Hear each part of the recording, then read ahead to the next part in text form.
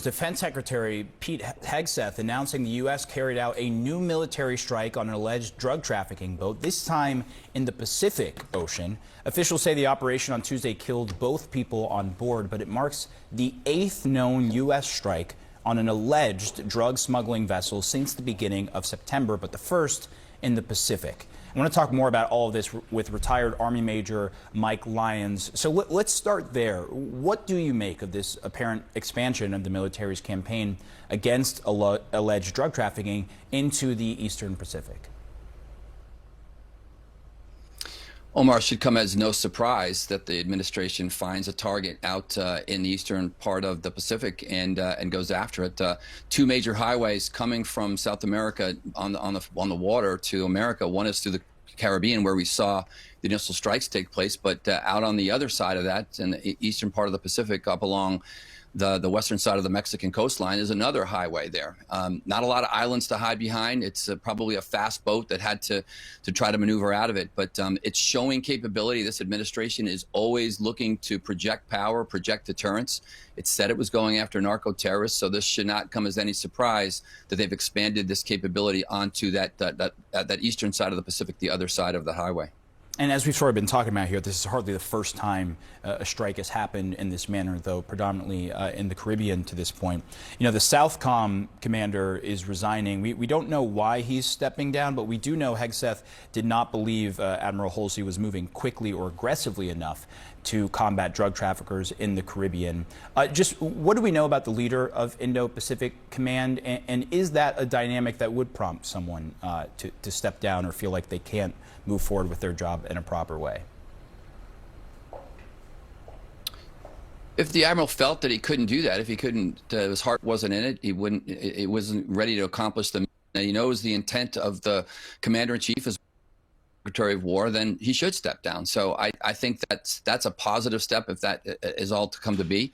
I know he was there for a while, very highly competent admiral, and obviously wouldn't be in that job if he wasn't the right person to begin with. But as he's looking at the missions and looking at what they were doing, perhaps he had a problem with it. So we'll have a new leader in there, and we'll see how long the missions go on. We'll see if it deters the narco-terrorists from bringing drugs and paraphernalia from the South America through those venues.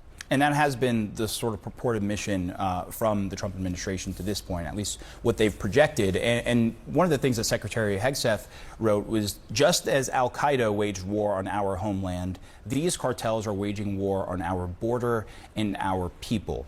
Look, I don't think anyone is disputing that cartels can bring violence or are dangerous organizations. But what do you make of that comparison in particular?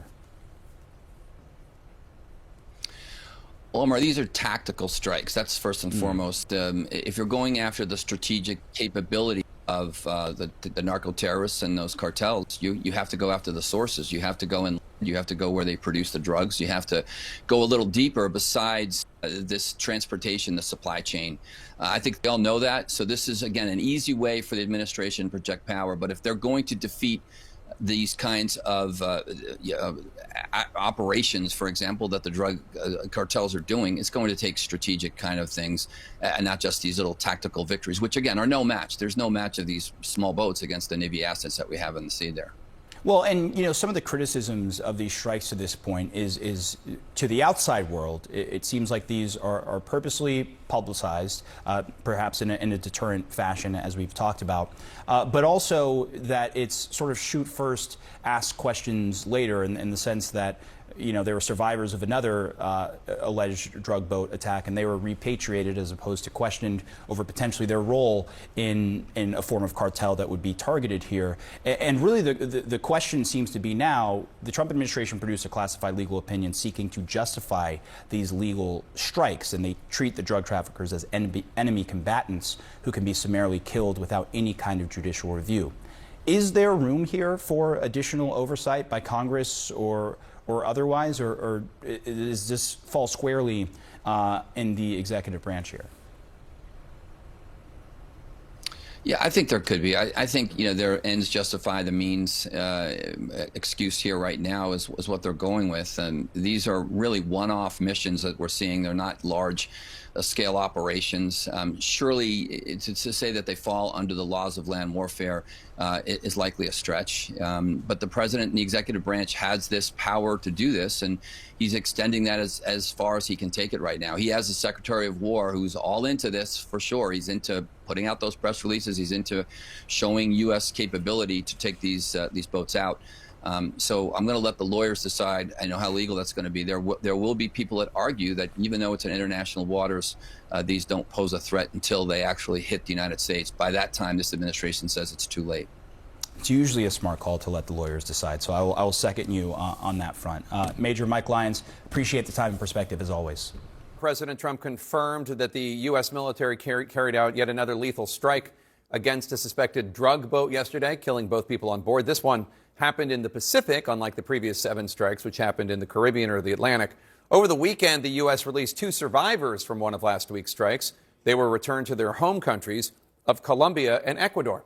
CNN's David Culver is in Ecuador right now, and he spoke with the family of one of those survivors. And David, we've heard the president call the people on these boats terrorists. We've heard the administration call them narco-terrorists. From what you've seen on the ground, who are they? I sat with his sister, who lives about 2 hours from where we are, Jake, on a coastal town. It's a very small fishing village.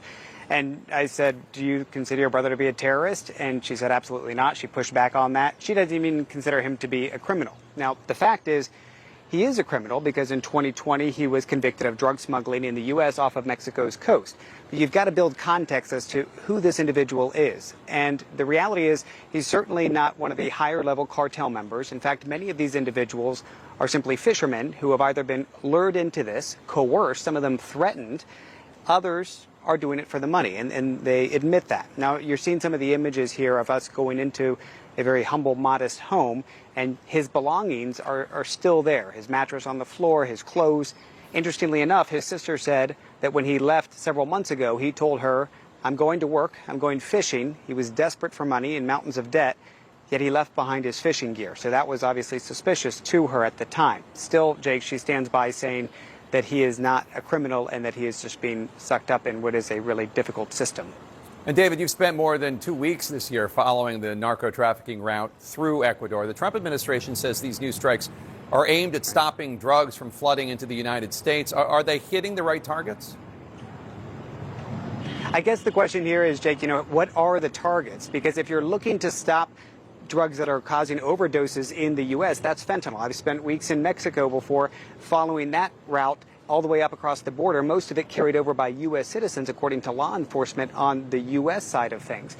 And so if they're trying to then stop drugs coming out of South America, particularly places like Colombia and Venezuela, they're talking about cocaine. Jake, the vast majority of cocaine, however, comes out of Ecuador, where I am. More than 70% leaves here. All right, David Culver in Ecuador. Thank you so much.